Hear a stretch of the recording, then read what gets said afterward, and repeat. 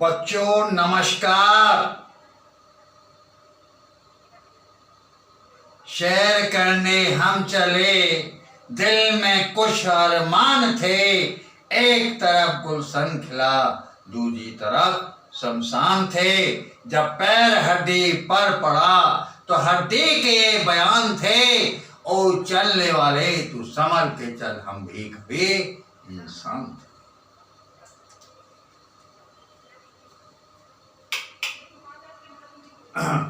बच्चों, मैं आज इंग्लिश स्पीकिंग कोर्स में आपको विल हैव टू और शैल हैव टू का प्रयोग पढ़ाने जा रहा हूँ। विल हैव टू और शैल हैव टू का प्रयोग पढ़ाने जा रहा हूँ। इसका प्रयोग फ्यूचर टेंस में किया जाता है। तो आप इंग्लिश स्पीकिंग कोर्स के नोट्स को ध्यान से समझिए और इनको अपनी कॉपी में लिख लीजिएगा सभी नोट्स। क्योंकि ये हमेशा हमेशा के लिए काम आएंगे। किश्तियां बह जाती हैं, तूफान चले जाते हैं, यादगारें रह जाती हैं, इंसान चले जाते हैं। तो ये नोट्स आपको हमेशा हमेशा के लिए काम आएंगे। बच्चों, मैं ये सेवा निःशुल्क कर रहा हूं।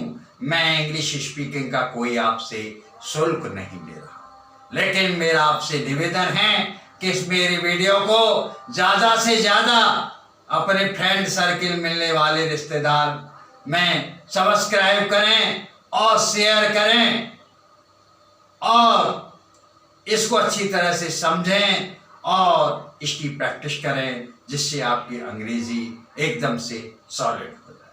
ठीक। ट्रांसलेशन।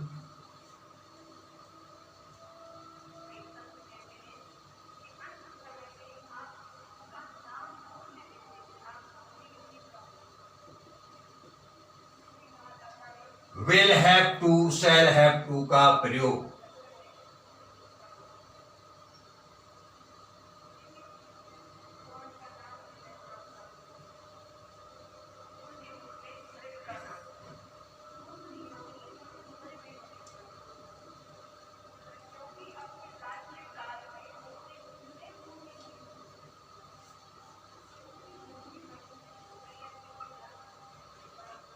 Future tense.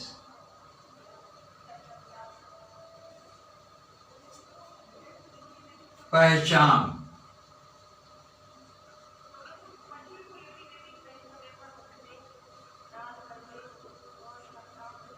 जिन वाक्यों के अंत में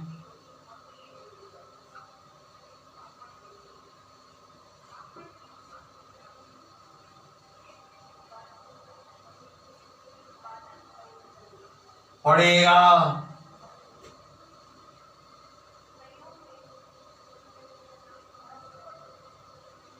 पड़ेगी, पढ़ेंगे, ना होगा, नी होगी,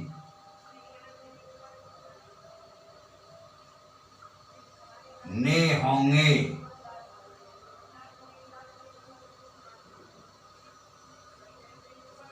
बाध्यता, ये शब्द आते हैं।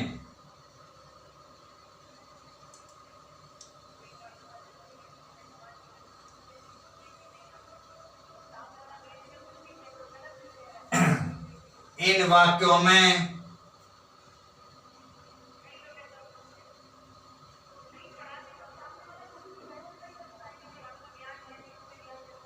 बाध्यता, ऑब्लिगेशन,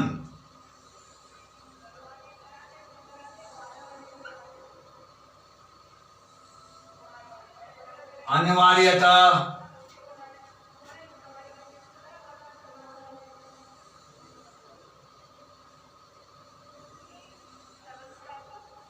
कंपल्सन,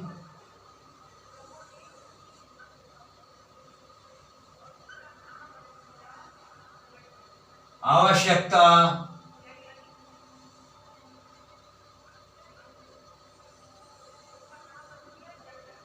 नेसेसिटी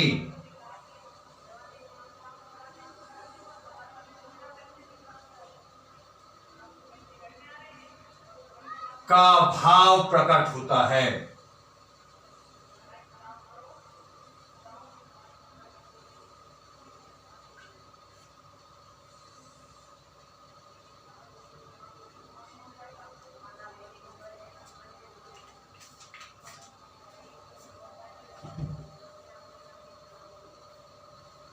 समझना है बच्चों, इन वाक्यों के अंत में पड़ेगा, पड़ेगी, पढ़ेंगे, ना होगा, नहीं होगे, नहीं होंगे, ये शब्द आते हैं। और इन वाक्यों में बाध्यता ऑब्लिगेशन, बाध्यता ऑब्लिगेशन, अनिवार्यता कंपल्सन और आवश्यकता नेसेसिटी का भाव प्रकट होता है। ठीक है बच्चों, ये वाक्य जो है फ्यूचर टेंस में होते हैं और इनमें विल हैव टू और शैल हैव टू का प्रयोग किया जाता है। बच्चों आपको पता है कि आई और वी के साथ हम शैल हैव टू का प्रयोग करेंगे। आई और वी के साथ हम शैल हैव टू का प्रयोग करेंगे तथा आई वी को छोड़कर शेष सभी कर्ताओं के साथ विल हैव टू का प्रयोग करेंगे।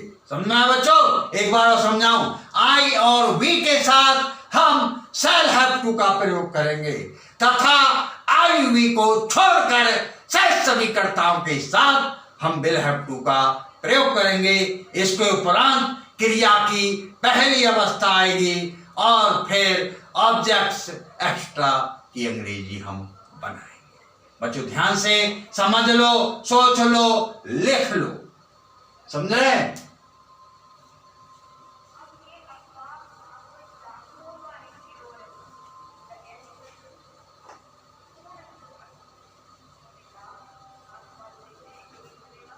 फॉर्मूला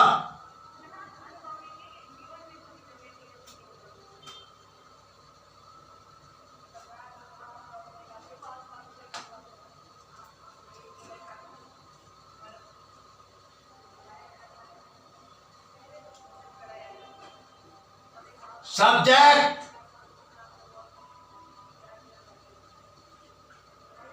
प्लस विल ऑब्लिक शैल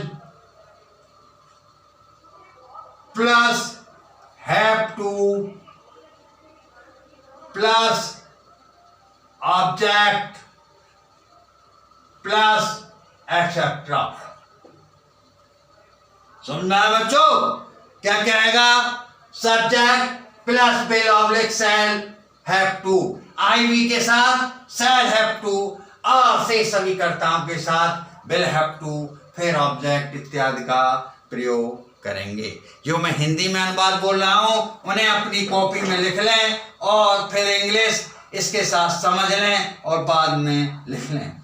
तुम्हें नंबर 1 है, तुम्हें इस सराय में ठहरना होगा। नंबर 1, तुम्हें इस सराय में ठहरना होगा। तो तुम्हें ठहरना होगा इस सराय में, डाइवर्ट करके बनेगा तुम्हें ठहरना होगा इस सराय में। तो यू विल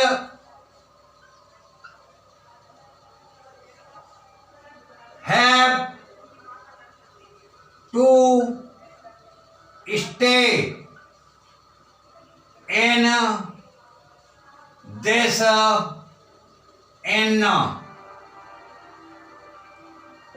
इन मानी सराय, you will have to stay in this inn, मुझे यह घंटा बजाना पड़ेगा। नंबर 2 है, मुझे यह घंटा बजाना पड़ेगा। I shall have to ring this bell. सुनना है बच्चों, अच्छी तरह से दिमाग में फीड कर लो। मेरी पढ़ाई एंटीबायोटिक इंजेक्शन है, बिल्कुल दिमाग में दवा की तरह से भर। Pay attention to me, and make your concentrate clearly. तो I shall have to ring this bell. मुझे यह घंटा बजाना पड़ेगा. Number 3,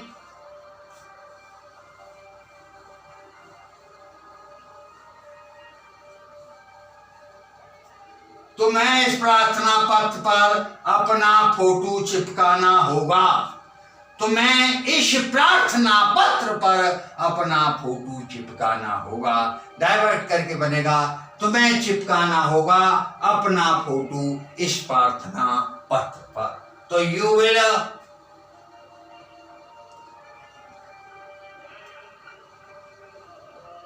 have to stick your photo on this application.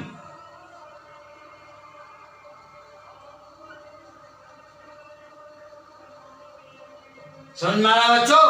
You will have to stick your photo on this application. मुझे तुम्हारी कसम खानी पड़ेगी. तो मुझे खानी पड़ेगी तुम्हारी कसम. I shall have to swear माने कसम खाना. You, I shall have to swear you. हमें इस घने जंगल में छिपना पड़ेगा. हमें छिपना पड़ेगा इस घने जंगल में. हमें छिपना पड़ेगा इस घने जंगल में. बच्चे समझ लीजिएगा, हमें छिपना पड़ेगा इस घने जंगल में. We shall have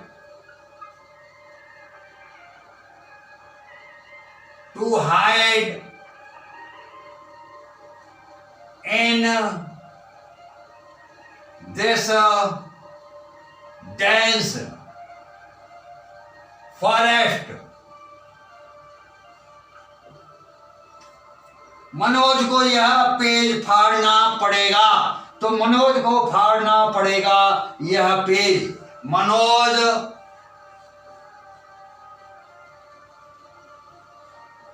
will have to tear this page.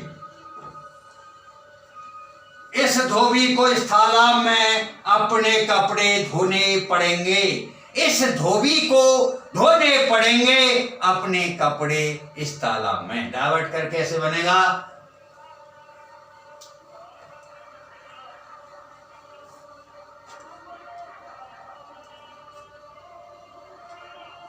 this washerman will have to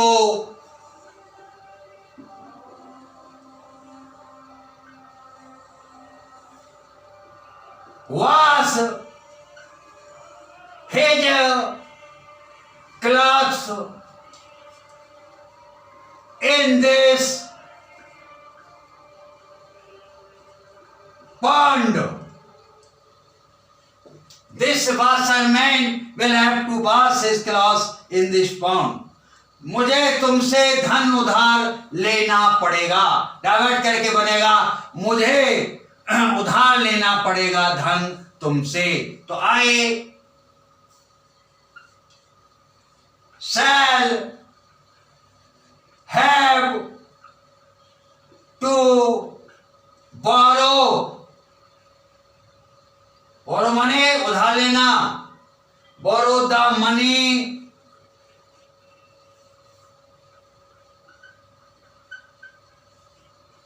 from you.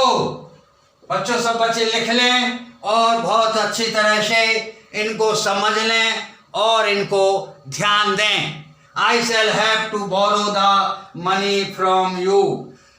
Meena को ये कपड़े पहनने पड़ेंगे। तो मीना को पहनने पड़ेंगे ये कपड़े। मीना को पहनने पड़ेंगे बच्चों ये कपड़े। तो Meena will have to wear these clothes।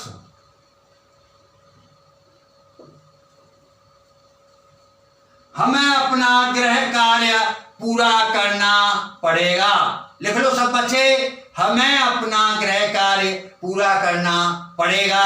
Divert करके बनेगा हमें पूरा करना पड़ेगा अपना गृह कार्य। We shall have to complete our homework। We shall have to complete our homework। मेरे मित्र को इस पेड़ पर चढ़ना पड़ेगा। मेरे मित्र को चढ़ना पड़ेगा इस पेड़ पर। मेरे मित्र को चढ़ना पड़ेगा इस पेड़ पर। तो my friend will have to climb on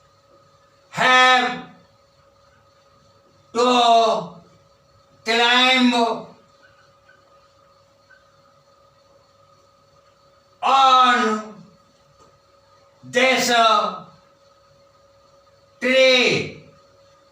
My friend will have to climb on this tree। सीमा को तुम्हारी प्रशंसा करनी पड़ेगी। तो सीमा को प्रशंसा करनी पड़ेगी तुम्हारी। सीमा will have to praise you। Seema will have to praise you।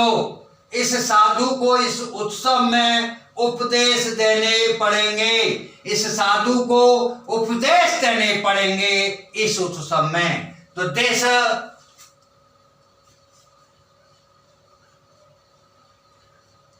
saint will have to preach in this function।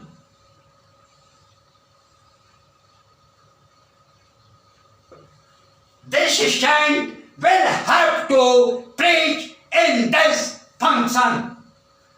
Amit को अपनी दादी माँ के पैर छूने पड़ेंगे। तो अमित को छूने पड़ेंगे पैर अपनी दादी माँ के। दोबारा समझिए बच्चों, अमित को छूने पड़ेंगे पैर अपनी दादी माँ के। Amit will have to touch the feet of his grandmother।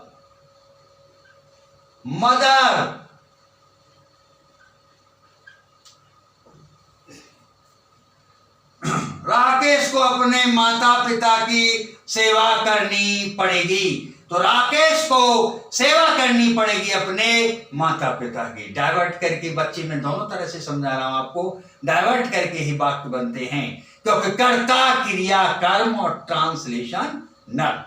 तो राकेश को सेवा करनी पड़ेगी अपनी माता पिता की।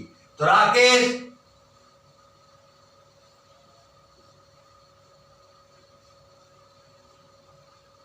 will have to serve his parents. बच्चों ये 15 ट्रांसलेशन डेली बहुत होते हैं, स्पीकिंग का बहुत बड़ा ग्रोथ होगा इससे आपका। बच्चों देखिए, मैं आपसे इंग्लिश स्पीकिंग का कोई शुल्क नहीं ले रहा हूं, बहुत मेहनत से, बहुत लगन से, पंक्चुअली, रेगुलरली मैं आपको पढ़ा रहा हूं, बहुत सरल तरीके से पढ़ा रहा हूं। जो बच्चे बहुत गरीब हैं, जिनके पास फीस नहीं है, पढ़ाई लिखाई के लिए पैसा नहीं है, वो मेरी शिक्षा से बहुत बड़े लाभान्वित होंगे, उनकी दुआएं मेरे जीवन में काम आएंगी। मेरा आपसे एक ही निवेदन है कि इस मेरी वीडियो को ज्यादा से ज्यादा अपने फ्रेंड सर्किल, रिलेटिव्स और मिलने वालों से सब्सक्राइब करें और शेयर करें, जिससे उनको भी इसका उचित लाभ मिल जाए। और जो बच्चे पहली बार आज ही मेरी वीडियो देख रहे हैं, उनसे मेरा निवेदन है कि YouTube पर English by Harish Babu channel से डालकर मेरी शेष वीडियो को देख लें, लिख लें, पढ़ लें और समझ लें और उनसे प्रैक्टिस कर लें, जिससे आपका इंग्लिश का ग्रोथ टॉप प्रायोरिटी उच्च सीमा पर पहुंच जाए। जय हिंद, जय भारत।